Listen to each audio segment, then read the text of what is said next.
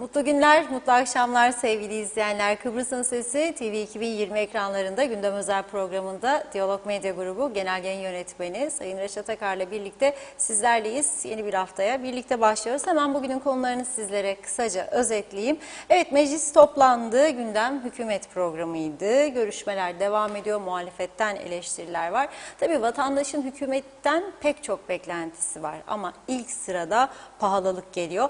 Bir diğer konumuz Rusya-Ukrayna arasında. Orada da kritik görüşmeler var. Dünyanın gözü kulağı oradan gelecek olan haberlerde. Tabii diğer taraftan bu savaşın olası etkileri hemen hemen dünyanın her bir yerinde tartışılıyor, konuşuluyor, değerlendiriliyor. Biz bugün hem Kuzey Kıbrıs hem Güney Kıbrıs açısından turizm konusundan ele alacağız. Bir de Lefkoşa surları içi Girne Kapısı, oradaki tarihi surlar yıkılıyor. Bu konuya değineceğiz. Görsellerimiz de var, sizlerle paylaşacağız. Son olarak da trafik kazaları yine ciddi anlamda bir artış gösterdiği dönemdeyiz. Yasadaki eksiklikleri süremiz el verdiğince ele alacağız. Tabii sizlerin de yorumlarını, sorularını bekliyoruz. Evet Reşat Bey, merhaba. Merhabalar Funda Hanım. Herkese hayırlı haftalar dileyerek başlayalım. Evet, bugün Şubat ayının son günü ama tabii ki bütün dünyanın gözü kulağı Rusya'nın Ukrayna'ya karşı gerçekleştirdiği askeri harekatta farklı çelişkili haberler geliyor ama en önemlisi Avrupa Birliği'nin dün yapmış olduğu toplantı sonrasındaki kararlılık açıklaması. Bu da nedir? Avrupa Birliği'ne üye ülkelerin Avrupa Birliği'ne üye 27 ülkenin hava sahasını Rusya'dan gelecek uçaklara kapatmaları. Yani artık Rus vatandaşları 27 Avrupa ülkesine uçuş yapamayacak. Tabii bu 27 ülkenin dışında Kanada gibi ülkeler de var. Buna yenilerinin ekleneceği de söyleniyor. Ne oluyor? Rusya en ağır ekonomik tedbirle karşılaşmış oluyor. Dünkü bu açıklama gerçekten gündeme düşen en önemli açıklamaydı. Avrupa Birliği'ne üye 27 ülke hava sahalarını tamamen Rus uçaklarına, daha doğrusu Rusya'dan kalkan uçaklara kapamış durumda.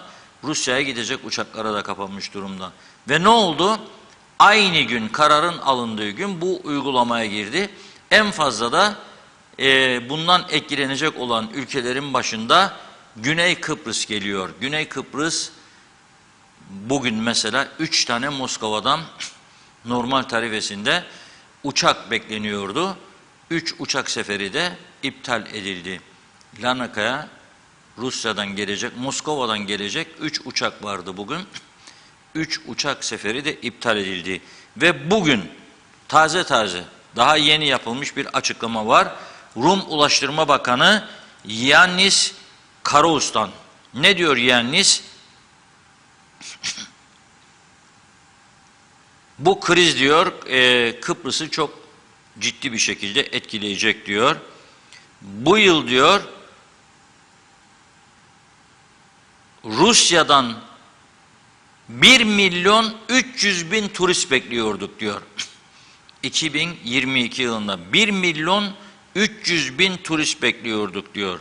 Ve bu 1.300.000 turist Güney Kıbrıs'ın toplam hava trafiğinin %15'ini oluşturuyor diyor.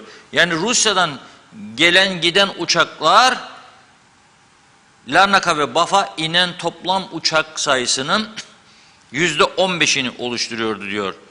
Biz diyor çok çabaladık. Bu korona krizi sonrasında uçuş sayısını Kıbrıs'a artıralım diye ve 2020'de kısmen başarılı olduk. 2022'de Rusya ve Ukrayna pazarı en önemli umudumuzdu diyor ve şimdi bunu kaybetmiş oluyoruz diyor.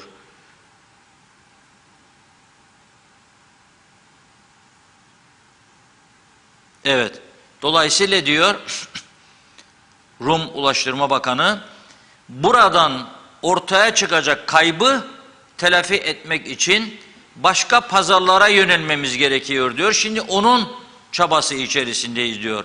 Yönelebilecekleri pazarlar belli. İsrail pazarına yönelmek istiyor ki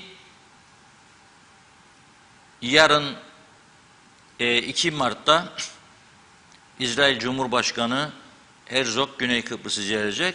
Bugün de Anastasiadis nereye gitti biliyor musunuz?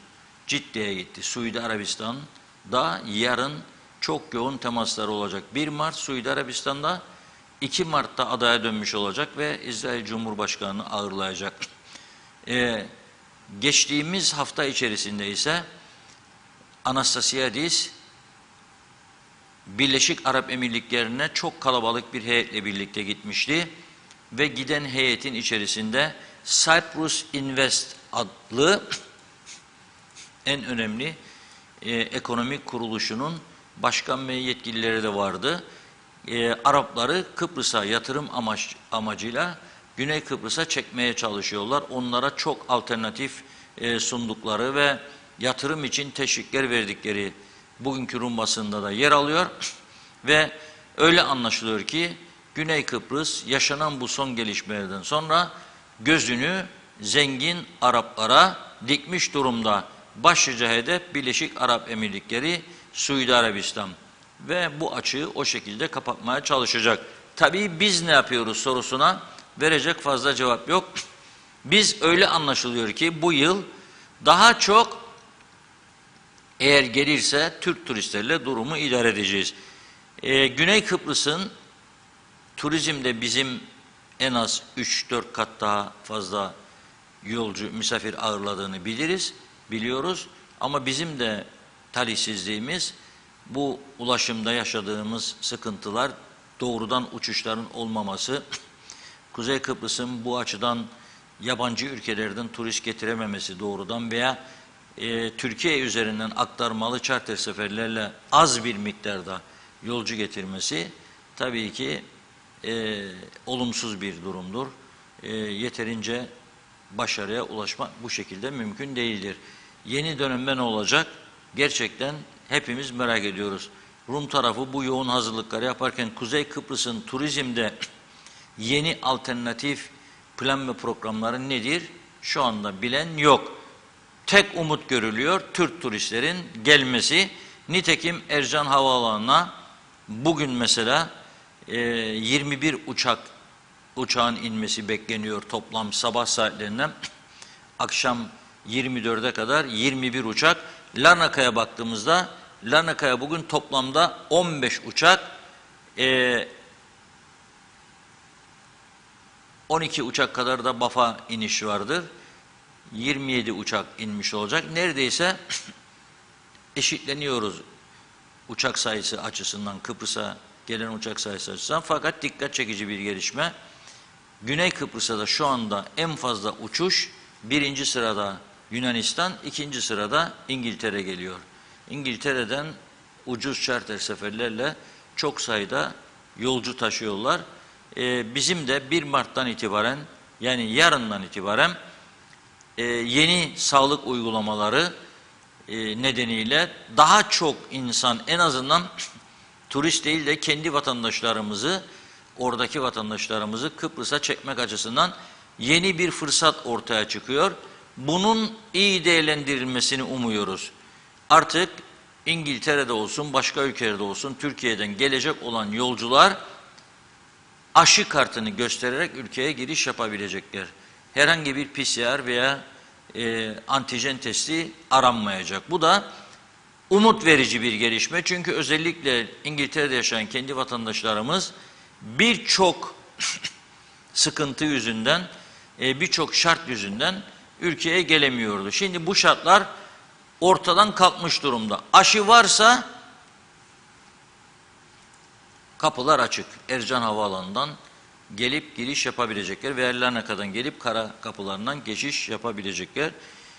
Kara kapılarıyla ilgili durum ise, yani güneye bizim gidiş gelişlerimiz, Rumların geliş gidişleriyle ilgili prosedürün ise yarın belli. İkisinde çarşamba günü netleşeceğini açıkladı Sağlık Bakanlığı.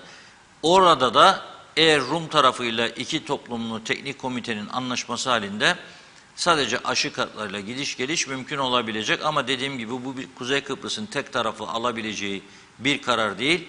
İki tarafın ortak verebileceği bir karardır. Şu anda baktığımızda bu kötü savaş, bu istenmeyen savaş bütün ülkeleri gerçekten olumsuz bir şekilde etkiliyor ve daha bunun etkilerinin ne kadar olacağını kestirmek çok zor. Umarız bugün Rus ve Ukrayna yetkililerinin Belarus'ta buluşmaları vardır. Umarız bu buluşmadan olumlu bir netice çıkar. Savaşın durdurulması kararı çıkar. Rus birliklerinin geri Ukrayna topraklarından dışarı çıkması ile ilgili bir karar çıkar ve daha fazla kan dökülmez. Dünyada bu savaşın olumsuz etkilerinden kurtulmuş olur. Aksi halde çok ciddi sıkıntıların geleceği görülüyor. Bugün yine Güney Kıbrıs'tan yapılan bir açıklama var. Ellerinde tahıl ıstoğunun sadece 45 günlük olduğunu açıkladı Rum Tarım Bakanı. Bizim tarafta ne olduğunu da biz bu konuda ilk adımı atmıştık biliyorsunuz. En büyük un üreticisi Arun firmasının direktörüyle bağlantı kurmuş ve elimizdeki stoklarla ilgili sizleri aydınlatmıştık. Kuzey Kıbrıs'ta en büyük un ithalatçısının tesadüf tam savaşın başladığı gün Rusya'dan gelen buğday yüklü gemi Gazimausa limanında boşaltma yapıyordu. Yaklaşık 4 aylık stoğumuz var demişti Arun direktörü Tolga Ahmet Raşit. Rumlarda ise daha sınırlı bir miktarda hububatın olduğu anlaşılıyor. 45 gün ve Rum Tarım Bakanı işimiz zor diye bir açıklama yaptı. Yani ciddi bir sıkıntı mesajı verdi ve bu yüzden de ekmek fiyatlarının önümüzdeki günlerde hemen hemen Rusya'dan ve Ukrayna'dan buğday ithal eden tüm ülkelerde yükseleceği anlaşılıyor. Bizim tarafında bundan etkilenmemesi mümkün değil. Ciddi sıkıntılar kapıda, bunu gözle görebiliriz. Tabii bu arada Türkiye'nin bu savaş karşısındaki izlediği politika son derece önemli. Bugün CNN International'da İstanbul, Türkiye bağlantılı haberler vardı. Rus savaş gemilerinin boğazlardan geçişinin durdurulamayacağı ama kısıtlanabileceği yönünde. Türkiye'de turizmde umudunu Ruslara ve Ukraynalılara bağlamıştı en fazla. Geçtiğimiz yıl içerisinde toplam turist sayısının %41'ini Ruslar oluşturuyordu Türkiye. Şimdi tabii Türkiye Avrupa Birliği üyesi değil, hava sahasını şu an itibariyle Rus uçaklarına veya Rusya'dan gelen uçaklara kapamış değil. Ama bu savaşın ne şekilde ilerleyeceği ve sonuçlarının ne olacağı kestirilemediği için Türkiye'nin de ilişkileri nasıl geliştireceği, Rusya ile nasıl devam edeceği netleşmiş değil. Son derece önemli ve kritik bir sürece girmiş bulunuyoruz. Ama tabii Kuzey Kıbrıs'ın gündeminde ne vardır?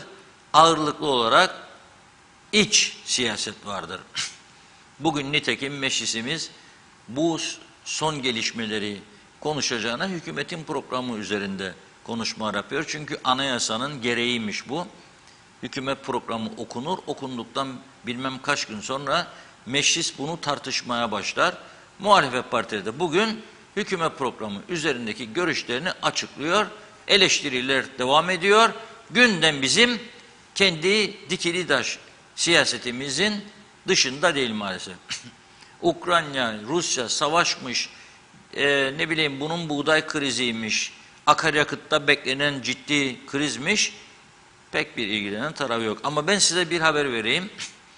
Az önce Kıbrıs Türk Elektrik Kurumu Genel Müdürü tarafından yapılan bir açıklama var. 1 Mart'tan itibaren diyor, yani yarından itibaren 100 Türk lirasının üzerinde borcunuz varsa elektriğiniz kesilecek. Bu 460, 490, 470 öyle bir miktardı bildiğim kadarıyla. Bir anda bunu 100 TL'ye çekmeleri neyin sonucudur biliyor musunuz? Tahmin edin bakalım. Maaşlar ödenemiyor. Bir, akaryakıt alınamıyor, para yok. İki, bizi de bekleyen en ciddi kriz bu. Bir anda 460-470 liradan 100 TL'ye çekilmesinin sebebi bu. Ne kadar para toplarsam diyor elektrik kurumu. Para toplamasını biz de istiyoruz. Çünkü olmaz böyle bir şey. Ama hemen bugün açıklama yapıp 28 Şubat 1'inde 100 liranın üzerinde borcu olanların elektriğin kesileceğini söylemek, yani normale baktığımızda insan hakları açısından doğru bir yaklaşım değil. Yani bir 15 günlük, bir aylık bir süre verirler insana. Bunu daha önceden yapmalıydılar. İşte bu da bize neyi gösteriyor? Günlük siyaset, günlük politikalar. İhtiyacımız var, para toplayacağız. Onun için bu rakamı biz aşağılara çekelim. 150 lira borcunuz var, gidip borcunuzu ödeyeceksiniz. En azından 50 lirasını ki elektrik kesilmesin. 350, 250 vereceksiniz. 500, 400 lira vereceksiniz. Ve günde yarındır. 1 Mart bu para ödenmedi, elektrikler kesilecek diyor elektrik kurumunun genel müdürü. Son dakika açıklaması bu. Biz de size bunu aktarıyoruz. Bizim de şu anda ekmeği bilmiyorum daha henüz ama akaryakıt ve elektrik zamları kapıda. Yarın 1 Mart'tan itibaren yeni tarifenin de yürürlüğe girmesi bekleniyor. Bu konuda da hükümet bu tarifenin ne olacağını şu ana kadar açıklamış değil. Enteresan bir durum var ortada. Ama biz daha önce elektrik kurumu yetkililerinden aldığımız bilgileri açıklamıştık, sizlere aktarmıştık. 250 kilovata kadar tüketim yapanlara zam gelmeyeceği şeklindeydi. Yani şu anki gibi 97 kuruş kilowatt saati, ama 250'nin üzerinde, %200'ün üzerinde bir bugünkü fiyatla artış söz konusudur. Çok tüketen çok ödeyecek. Başka ülkelerde çok tüketen daha az ödüyor. Çünkü para veriyor o kuruma, elektriği sağlayan kurum kim ise. Ama bizde devletin yönettiği bir kurum olduğu için ve sürekli zarar ettiği için elektrik kurumu ne yapıyor? Yüksek kullanandan yüksek para talep ediyor ki bu zararları karşılasın. 250 kilowatt maalesef 2 çocuklu yani 4 nüfuslu bir ailenin harcadığı elektrik miktarının çok altında kalıyor. Çünkü çamaşır makinesi haftada 1 gün 2 gün kurulacak, yemekler pişecek, çok elektrikli fırınlar falan var, çaydanlıklar var, elektrikle çalışan, ısınma var. Bu yüzden mümkün değil, yani 250 kilowatt mümkün değil. Ama elektrik kurumunun bugün veya ilgili bakanın bir açıklama yapmasını bekliyoruz. Ne konusunda? Yeni uygulamanın kapsamı konusunda. Nasıl bir artış geliyor? Nasıl bir şartlar ortaya konuyor? Bunun izahatını bekliyoruz. Çünkü başka türlü vatandaşlar kendini ayarlayamayacak. Bu kadar kısa bir ihbarla yeni bir uygulamaya geçmenin, tekrar ediyorum, normalde başka ülkelerde kabul edilebilir bir durum olmadığını belirtmek istiyorum. 1 ay, 2 ay, 3 ay öncesinden insanlara bir fırsat verilir, kendini toparlar, ona göre tedbirini alır. Ama bizde bugün ihbar veriliyor, yarın uygulamaya geçiyor. Neden? Çünkü dayanacak güç kalmadı. Yakıt istiyor, para yok. Maaş ödeyecek, para yok elektrik kurumu. O kadar ciddi bir durumla karşı karşıya bulunuyoruz. Eğer program akışı içerisinde yeni tarife ile ilgili bilgiler gelirse bizler de buradan size onu aktarmaya çalışacağız. Evet Funda Hanım, başlayalım mı? Vakitlice başlayalım bugün mesajlara. Çok teşekkür ederek hemen başlayalım. Cengiz Han Refikoğulları iyi yayınlar dilemiş. Fatih Aztekin de, Erol Hasan da, Mehmet Akın.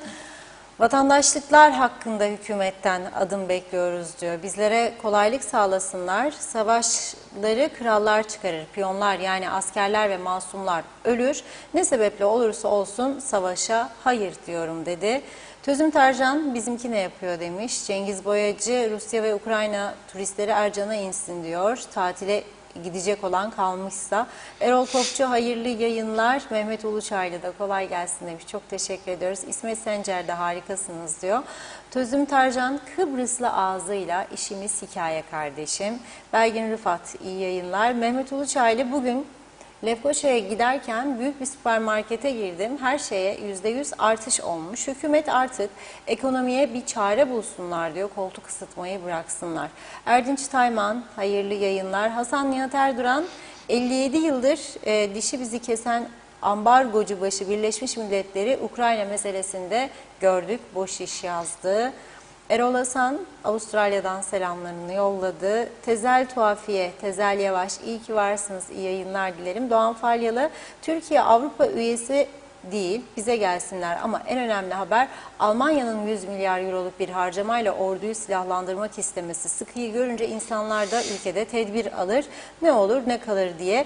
Bize bakınca pahalılık perişan etti. Biz de buna bir çare bulsak, marketlerde taze bakla yok, sorunca verdikleri cevap üretici tarlada 40 lira kilosuna istediği için almıyorlar. İnsaf yahu insaf demiş. Hasan Nihat Erduran, Türkiye'ye buğday gelir.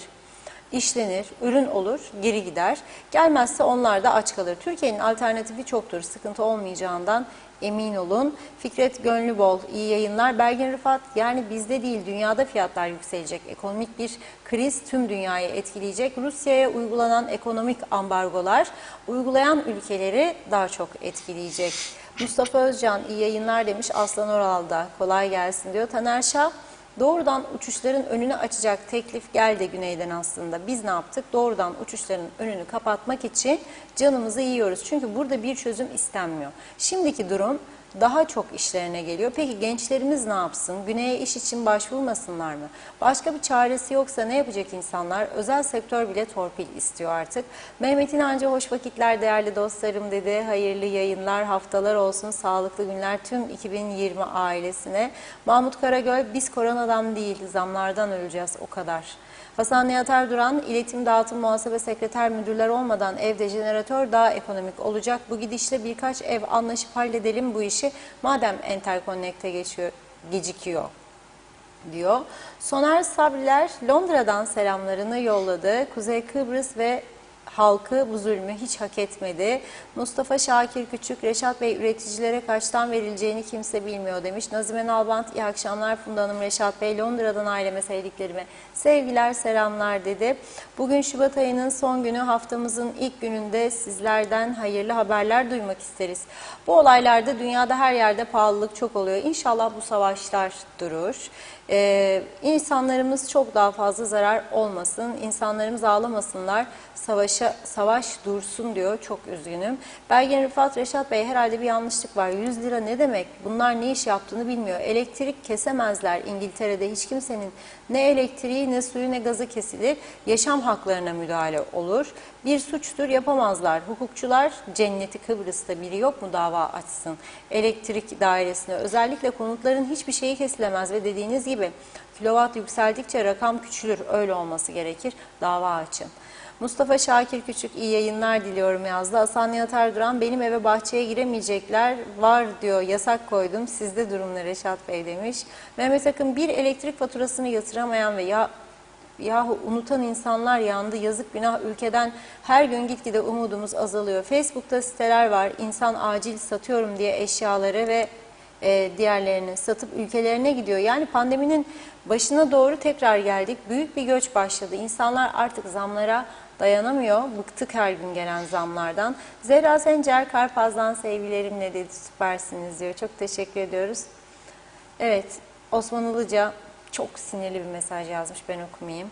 Ali Dereseven, Reşat Bey hafta sonu Beşparmak Dağları'nın zirvesindeydim. Elektrik santralinden çok acayip miktarda beyaz duman çıkıyordu. Yani demek istiyorum ki bizler her gün zehirleyen elektrik santraline filtre takma konusunu konuşmuyoruz. Yalnızca elektriğe gelecek olan zamları ve kirli elektriğin kesilip kesilmeyeceğini konuşuyoruz. Erkan Kaya, Kuzey Kıbrıs için bir şarkı ricam var demiş. Musa Eroğlu'ndan yolun sonu görünüyor. Hepsi bu kadar. Ayşe Ahmet, iyi yayınlar. Mehmet İnancı, selam Reşat Bey. Rusya ile Ukrayna maçında galip gelecek olan Ukrayna'dır. Dev gibi ülkeyi Zelenski diyor maskara etti. Rusya'nın hiçbir prestiji kalmadı. Aktörün zaferi yakındır Hüseyin Koltan, hayırlı akşamlar, hoş vakitler, keyifli dakikalar dilerim. İyi ki varsınız demiş. Doğru haberin adresi TV 2020. Ağzınıza yüreğinize sağlık, her şey gönlünüzce olmasını diliyorum demiş saygılarımla. Ve Zehra Sencer, kahvemi yudumlarken sizleri severek izliyoruz dedi. Teşekkür ederim Zehra Hanım. Bizim için de bir yudum alın. Hasan Nihat Erduran, kimse arka bahçesinde diyor, arka bahçesinde teneke çaldırmaz. Bunu anladık da mesele uzarsa Putin de tehlikeye girer. Türkiye tarafı olmamalı, yurtta sulh, cihanda barış. Nazime Nalbant, evet ne olacak böyle Kıbrıs'ın hali diyor. Hiç hak etmedikleri çok sıkıntılar yaşıyorlar diyor. Böyle olmasın, daha fazla üzmesinler. Her ay geldiğinde ödemeleri sıkışınca daha da çok böyle üstüne koyuyorlar diyor. Usandılar, halk usandı hem de çok. Ne yapacaklar soruyorum. İyi mutlu akşamlar dilerim dedi. Mustafa Cüce'de selamlar, iyi yayınlar dilemiş bize. Çok teşekkür ediyoruz. Şimdilik ara veriyorum. Devam edeceğiz. Evet Reşat Bey. Evet, şimdi tabii Elektrik Kurumu Genel Müdürü Gürcan Erdoğan bu çağrıyı yaptı. 100 Türk Lirası 470 Türk Lirasıydı daha önce sınır. Yani 470 liranın altında borcu olanların elektriği kesilmiyordu. 470'in üzerindeyse gidip kapatıyordunuz. 470'in altına düştüğünde elektrik kesilmiyordu. Şimdi diyor ki 100 TL'nin üzerinde borcu olanların kesilecek. Yani 101 TL borcumuz varsa elektrik kesilecek. Bunun sebebini de şuna bağlıyor. Diyor ki 950 milyon alacak var. Faturalardan tahsil edemediğimiz diyor. Yılların birikimi tabii.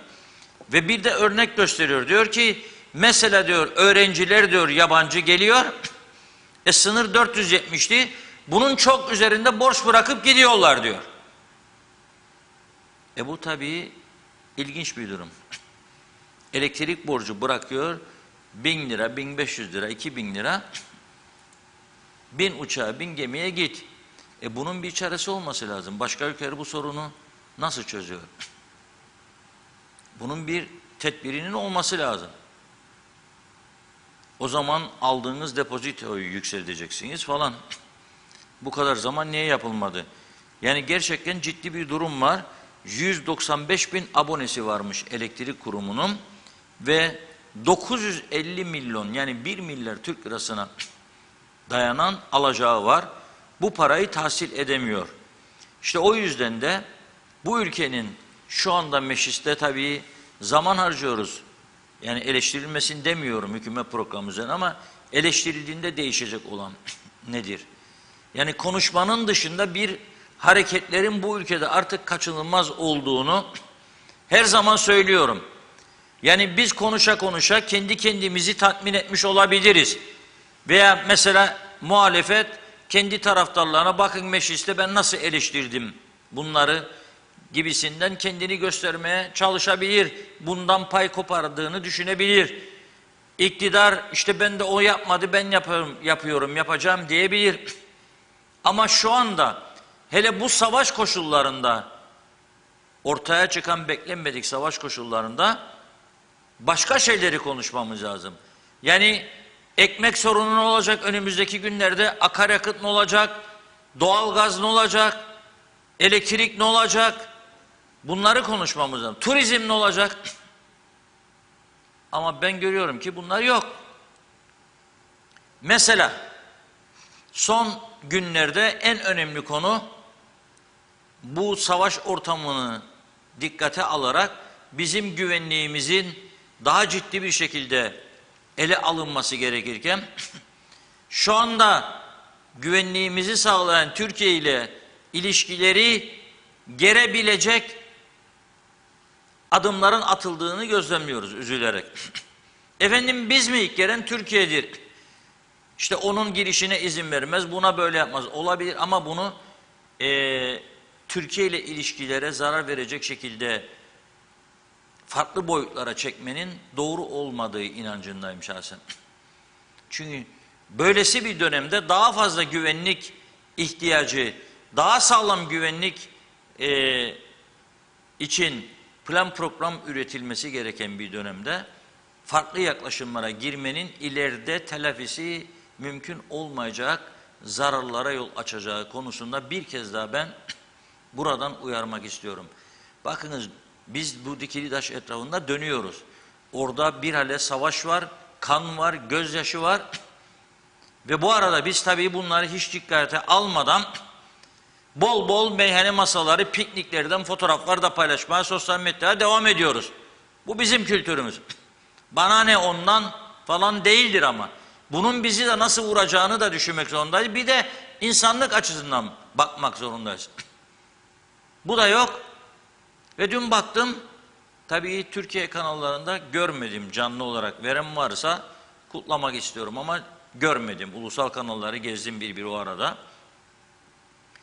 Almanya Başbakanı'nın dün çok önemli Almanya parlamentosunda yapmış olduğu tarihi bir konuşma vardı. Canlı olarak verdi bunu dünyanın önde gelen haber ajansları, televizyonları, CNN International, BBC, ondan sonra Euronews, hepsinde canlı olarak yayınlandı Almanya Başbakanı'nın konuşması. Çok önemli bir laf etti orada. Dedi ki bu bize gösteriyor ki bu durum, Rusya'nın Ukrayna'ya saldırması, askeri harekatı daha çok güçlendirmeliyiz savunma imkanlarımızı. Almanya dünyanın en dev ülkelerinden birisi. Askeri gücü oldukça yüksek, savunma silahları oldukça yüksek ve ne diyor? 100 milyar euro artıracağız, özel fon oluşturacağız diyor. 100 milyar euro ek olarak özel fon oluşturacağız, savunma için, daha güçlü bir Almanya için. Biz burada hiç böyle bir şeyleri konuşmuyoruz. Tam tersi. Türkiye'nin sağladığı güvenlik ortamını bizim ne yapabileceğimizi konuşmak yerine Türkiye bizi nasıl koruyor, savunuyor tartışmasına gidebiliyoruz maalesef içimizdeki bazı kesimler. Çok tehlikeli, son derece yanlış. Bunların önlenmesi lazım, durması lazım. Böyle bir lükse ihtiyacımız yok şu anda. Ama ben daha önce sordum. Almanya Başbakanı'nın böyle bir konuşma yapacağını da bilmiyordum. Geçtiğimiz hafta Cuma günü burada konuşurken, Perşembe günü burada konuşurken ve sormuştum. Acaba bizim kendi ordumuzu güçlendirmek için güvenlik kuvvetlerimiz var. Ne yaptığımızı bugüne kadar kaç kuruşluk katkı sağladığımızı sormuştum. Ve daha önce bu ülkede Güvenlik Kuvvetleri Güçlendirme Kurulu'nun kurulmasından sonra %2'lik bir ithal ürünlere fon konulduğu zaman buradan koparılan fırtınadan söz etmiştim. Bazıları hayat pahalılığı işte bundan, bütün pahalılık bundan, güvenlik kuvvetlerinde askerde fon koyduğunuzda bilmem ne Türkiye'de bu kadar askeri varken, Türkiye'nin bu kadar askeri gücü varken niye bizden para kesiyorsunuz falan? Kıyametler koparıldı. Ve bizim siyasetçilerimiz de Türkiye'deki yetkililerle konuşurken görüyorsunuz işte tepkileri var, ne yapalım? İhtiyacım var Türkiye'nin diyorlar. Kaldıralım bunu paşam, kaldıralım bunu Cumhurbaşkanım. Kaldırdılar. Şimdi ben soruyorum. Kendi güvenliğimizi korumak için madem ki şikayetlerimiz de var. Gelen denizden gelip gidiyor da kimse görmüyor diyoruz. Ne bileyim gelen vuruyor da uçağa binip gidiyor diyoruz. Bıraktım onu. Kendi içimizde yaşadığımız sıkıntılarda, şiddet olaylarında polisimizi bile güçlendiremediğimizi fark edemiyoruz da nasıl olacak bu iş? Nasıl sağlam bir güvenlik? Kendi polis teşkilatımızın ihtiyaçlarını göremeyecek duruma gelen bir toplum olarak nasıl sağlam bir güvenlikten söz ediyoruz? Ne bekliyoruz daha fazla gelenin kontrol altında olması için? Ne kadar radarlar çalışıyor? Hangi teknolojiyi getirdik? Ne vardır bu ülkede? Soruyorum. Hiçbir şeyimiz yok. Bildiğimiz şey yeme içme, paylaş fotoğrafları, mangalcık Meyhanecik tamam, en kötü günümüz böyle olsun. Şudur budur. Ve sırası geldiğinde saldır Türkiye'ye, seni koruduğu halde. Veyahut da saldır siyasilere ondan bundan. Ama biz ne yaptık? Bu soruya bir cevap verelim hep birlikte. Ne yaptık? Ne yapıyoruz? Ne yapmayı düşünüyoruz? Koca Almanya 100 milyar eurodan bahsediyorum size. KKTC'nin 200 yıllık bütçesinden bahsediyorum. 200 yıl savunma için. Duyan var mı KKTC'de? İlgilenen var mı bu konularla? Biz ne yapabiliriz sorusunu sorup ortak bir fikir üretme var mı? Bir partiyi duydunuz mu bugüne kadar? Bir ulusal birlik toplantısı, ulusal konsey toplantısı, strateji belirleme için bir araya geldiklerini, ne yapabiliriz sorusuna yanıt aradıkları bir toplantı çağrısı duyduk mu? Söylediğiniz zaman bunu şunu diyebilir. Ne yapacak biz ya? Biz zaten ufacık bir şey, Türkiye ya burada tamamdır, bizi koruyor. Yok ama. Böyle olmaz. Yani her şeyini Türkiye'ye devrediyorsun. Ondan sonra da en ufak bir şey oldu mu Türkiye bizi nasıl korurdu burada ya? Adamlar gelir teknelerle vurur gider falan. Biz ne yapıyoruz? Ben Almanya Başbakanı'nın dün pazar günü 27 Şubat günü konuşacağını bilmiyordum. 26 Şubat'ta burada konuştum bu konuyu. 25 Şubat'ta da konuştum. Ne yapıyoruz? Ne ödüyoruz? Ne veriyoruz? Bakınız tekrar ediyorum. Hiç kimsenin malında varlığında gözümüz yok. Allah versin çalışıp çalışan herkes kazansın daha iyi yaşasın. Ama dikkat çekici bir durum var. Barikattan geçerken Metehan'dan bakıyorum gene. Gelen giden Rumlar benzin doldurmak için 100 tane de bir tane lüks araç görüyorum. Bizim güneye geçen araçlarımızda her 10 tane de 6 tanesi 7 tanesinin lüks olduğunu görüyorum. Çok lüks arabalarımız var. Çifte çifte yüzme havuzlu villaları olanlarımız var. Ama öte taraftan ne askeri gücümüz, savunmamıza katkımız var, ne yol yapımımız, yollarımız var doğru dürüst, ne de teknolojisi geliştirilmiş bir polis teşkilatımız. Ve her şeye rağmen polisimizin bu kadar büyük başarılı olması gerçekten takdire şayandır. Yani adamlar 4 yıldır, 5 yıldır 1000 tane en az polis ihtiyacı olduğunu söylüyor. Biz bunu duymazdan geliyoruz. Meclis bu konuda tartışma açmıyor. Hükümetler bu konuda fikir geliştirmiyor. Araç gereç açısından gözler önüne serdik. Geçen hafta Rum Polis Teşkilatı'na 96 tane yeni 0 kilometre araç, yeni teknolojik imkanlar sağlandığını ve bunun için de özel bütçe hazırladık. Yani ekranlara getirdik, aktardık bilgileri. Belki bir uyanış olur diye.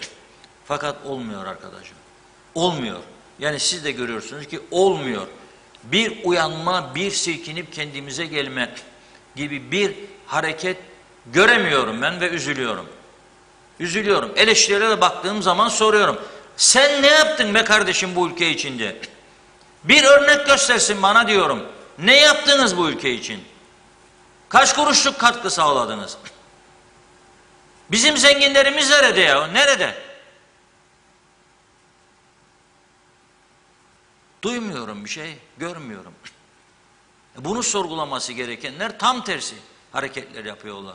Ama bu sağcısı, milliyetçisi böyle, solcusu, federasyoncusu böyle. Bir ortak zeminde buluşma gibi bir hareket de yok. Adamlar bakınız Rus turistlerden, Ukraynalılardan kaybedilecek olan miktarı karşılayabilmek için başka alanlara dalıyorlar. Proje üstüne proje, seyahat üstüne seyahat. Bizden hiçbir hareket yok. Hiçbir şey yok. Mesela bu Sağlık Bakanlığı'nın geçen gün açıklaması 1 Mart'tan itibaren cılız bir ses, bunu gümbür gümbür duyurmak var. Tanıtım reklamları hazırlayıp televizyonlarımız aracılığıyla İngiltere'deki, diğer ülkelerdeki hiç olmazsa kendi vatandaşlarımıza. Yok, uçak şirketleriyle anlaşıp en güzel mevsim buyurunuz. İlkbaharda Kıbrıs, bakın bademler de çiçek açtı, şudur budur. Özel tarife koyunuz, uçaklar koyun, Türkiye aktarmalı. Bir şeyler olsun be kardeşim, umut versin, piyasa canlansın, insanların yüzü gülsün. O da yok. Hiçbir şey yok. Hiçbir hareket yok. Enteresan bir durum gerçekten. Yani bunları gördükçe üzülmemek elde değildir diyorum. Tabii öte taraftan da dünkü Diyalog Gazetesi'ni okuyanlar bilecek. Önemli bir konuyu manşete çekmiştik dün. Neydi bu?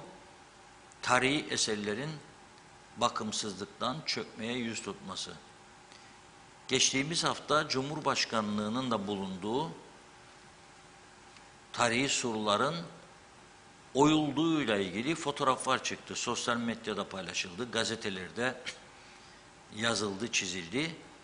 Ve biz ne yaptık? Dedik ki arkadaşlarımıza, Cumhurbaşkanlığından ta Lefkoşa Eski Mücahitler Parkı, yürüyün gidin Gençlik Gücü futbol sahasına kadar. Bakalım nedir diye. O görüntüleri izleyelim birlikte. Ne kadar üzücü bir durum.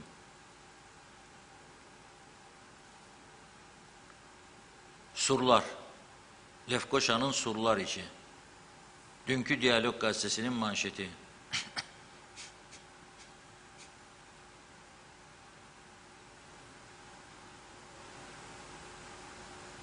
Evet. Görüyoruz değil mi? Bu eski evler. Tarihi evler ama bunları geçelim. Gençlik Gücü'ne doğru dalalım evlerden. Geçelim Girne Kapısı. Meşhur kapı. Bakın burası işte Gençlik Gücü futbol sahasının bulunduğu bölge. Oyulmuş. Lefkoşa'da Mücahitler sitesi olarak bildiğimiz Cumhurbaşkanlığından devam eden surlar, onun üzerindeki su depoları, çöpler, pislikler, kopan elektrik kabloları.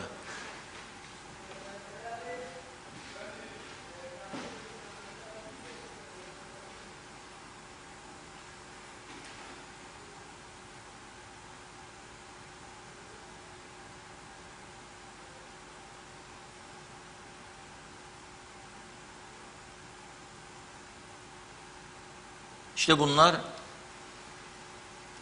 bizlere yılların ihmalini gösteriyor.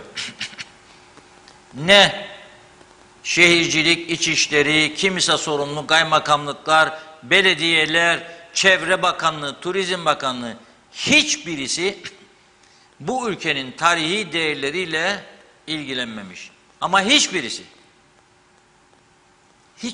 bu ülkenin tarihi değerleriyle ilgilenmemiş.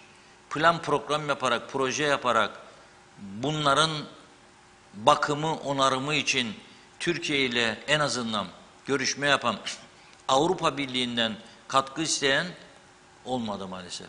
Olduysa da biz bilmiyoruz. Veya olduysa da neticesi yok ortada. Yani bu kadar kendi haline terk edilmiş, bu kadar yıkılmaya yüz tutmuş tarihi binaların, tarihi surların durumuna bakınca insan üzülüyor tabii. Nasıl turizm yapacağız? Nasıl turizm yapacağız? Yani bu kabul edilebilir bir durum değildir işte. Her şey ortada. Ne plan, ne program, hiçbir şey yok. Hiçbir şey. Ondan sonra da turist gelsin. Nasıl gelecek? Buralara mı gelecek turistler? Neyi gezecek, neyi görecek? Sentilaryon'u bahsetmiştim sizlere. Pazar günleri kapalı. Turistler gidiyor Sentilaryon'u görsün. Elinde broşür var. Tarihi yerlerle ilgili. Bakıyor kapısında kilit kapalı. Neden? Tatil günü. Bu şekilde turizm nasıl olacak? Bu şekilde turizm nasıl olacak? Mümkün değil yani. Mümkün değil. Bir de Güney Kıbrıs'a bakalım. Bütün surları yenilemişler, kontroldan geçirmişler. Bütün tarihi eserler bakımlı, onarımlı. Bizim camilerimize kadar güneyde kalan. Ama biz maalesef bu sorumluluğu taşımıyoruz. Dolayısıyla en önemli gelir kaynağımız olan turizme de gerekli önemi vermiyoruz. Vermediğimiz için de yıllar içerisinde buraya gelen yabancı turist sayısında ciddi azalmalar olduğunu görüyoruz. Daha da devam edecek bu. Yani bu azalmaların daha da devam edeceği gerçekten gözle görülür haldedir.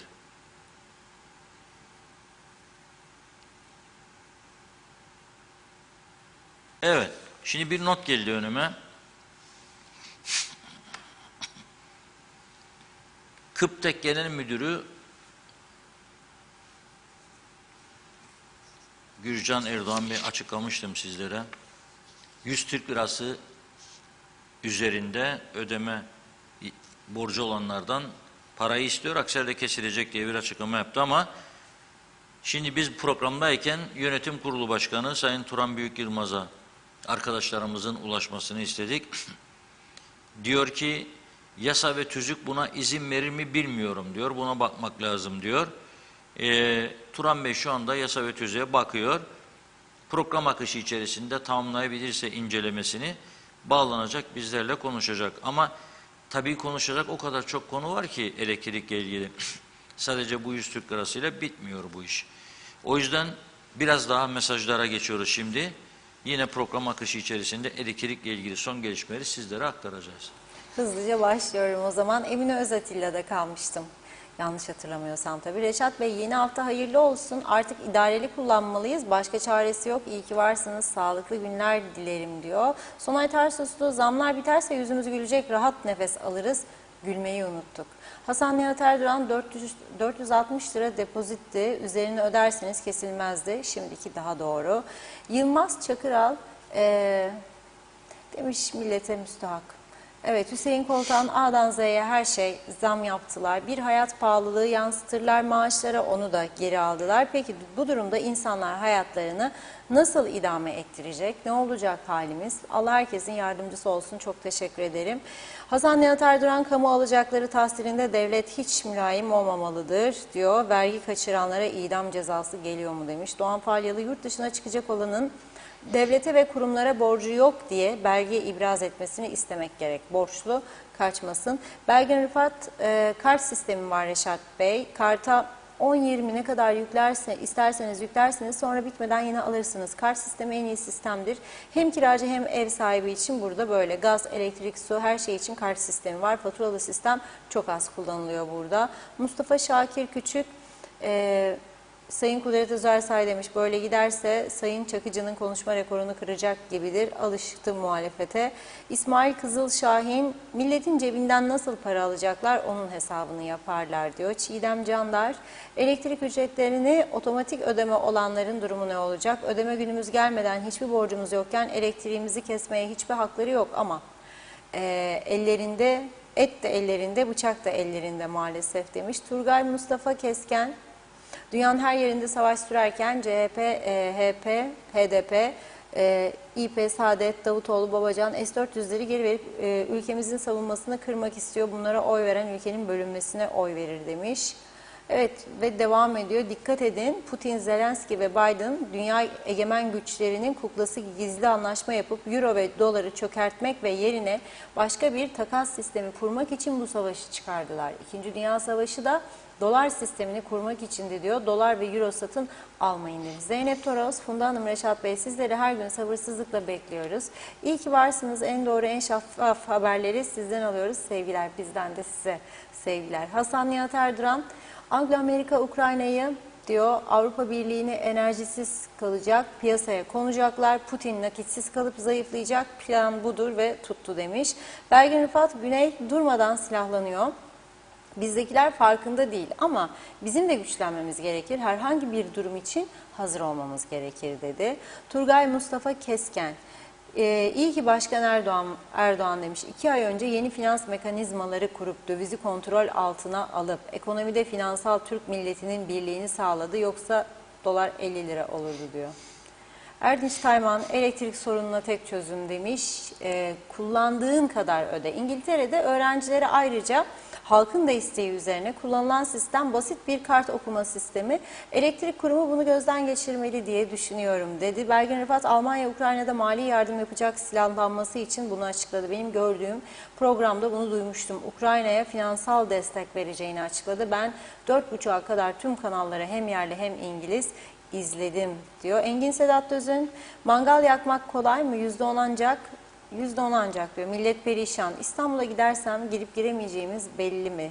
Turgay Gezen 2 yılı aşkın bir süredir koronavirüs etkilerinden kurtulmayı beklerken sanki birileri düğmeye basmış gibi. Şimdi bir de Ukrayna Savaşı ortaya çıktı. Şu anda yaşadığımız ekonomik sıkıntılardan çok daha fazlasının bizi beklediği ortadadır diyor. Allah yardımcımız olsun demekten elimden başka bir şey gelmiyor. Nazime Nalbant, o kadar başkalarının borçları var ki Reşat Bey ama onları kesmiyorlar. Fakir fukara olan insanlara oluyor diyor.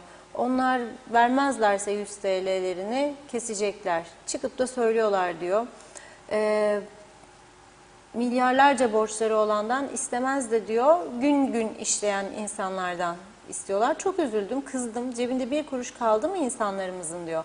Yardımcı olacaklarına daha fazla halkı zor durumda bırakanların vicdanları şimdi rahat mı soruyorum demiş. İyi ki TV 2020'miz var.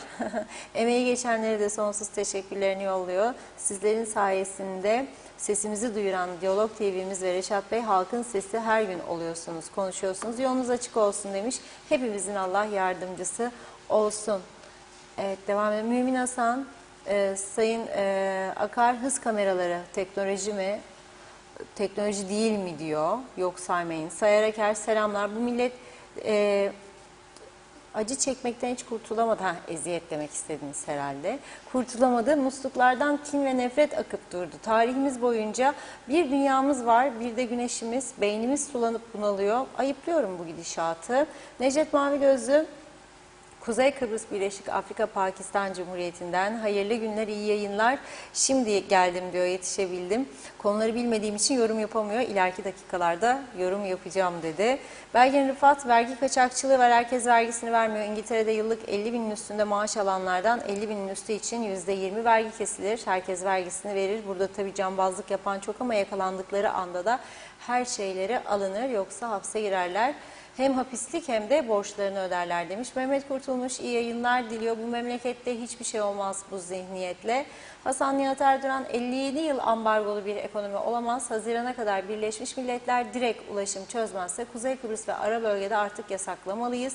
Meclisteki 50'den beklentim budur dedi. Doğan Falyalı, su çeker surlar, içi toprak dolgu olduğu için duvarlar baskılanır ve yıkılır demiş. Mehmet İnancı, hisarların yıkılması bence kökleri sağlam gabbar ve öteki küçük boy bitki kökleri taşları oynatıyor kanımca. Birileri sorumlu, kimse temizlik yapmalı. Böyle giderse kasası boş olan devlet tamir de yapamayacak. Vicdan lazım, tarihi yok edecekler dedi.